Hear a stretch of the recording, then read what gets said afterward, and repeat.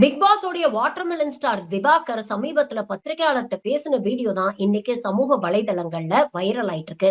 அதுல அவர் என்ன சொல்லியிருக்கிறாரு அப்படின்னு பாத்தீங்கன்னா, நடிப்புன்னா சிவாஜி, சிவாஜிக்கு அப்புறம் கமல்ஹாசன், கமல்ஹாசனுக்கு அப்புறம் நான் தான். மதுரையில இருந்து விஜயகாந்துக்கு அப்புறம் ஒரு பெரிய சூப்பர் ஸ்டார் வரவே இல்ல. அந்த இடத்த நான் நிரப்ப போறேன். விஜய், சிவகார்த்திகேயனை விட எனக்கு ரசிகர்கள் அதிகமாக இருக்கிறாங்க.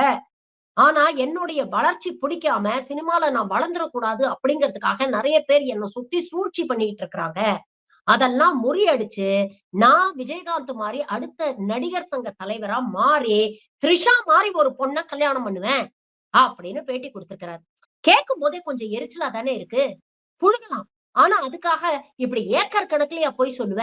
அப்படின்னு தோணுதுல்ல. கிட்டத்தட்ட வாட்டர்மெலன் ஸ்டார் திரைத்துறையில பண்ற அதே விஷயத்த தான் நடிகர் விஜய் அரசியல்ல பண்ணிட்டு இருக்கிறாரு. நான் சொன்னத யோசிச்சுக்கிட்டு, அதே மைண்ட் வாய்ஸோட மறுபடியும் அந்த வீடியோ பாருங்க. நான் சொன்னது என்னன்னு உங்களுக்கு புரியும். விஜயகாந்த் சாருக்கு அப்புறம் மதுரையில இருந்து ஒரு பெரிய என்ட்ரி இல்ல சார். அது வந்து வேக்கண்டா இருக்கு.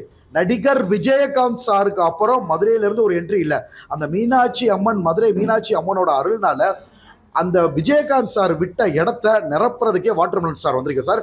அதே மாதிரி நானும் விஜயகாந்த் சார் மாதிரி சினிமாவில் ஒரு பெரிய இடத்த பிடிச்சி சொல்ல முடியாது, நாளைக்கு நம்மளே நடிகர் சங்க தலைவராக கூட ஆகலாம். யார் கண்டா?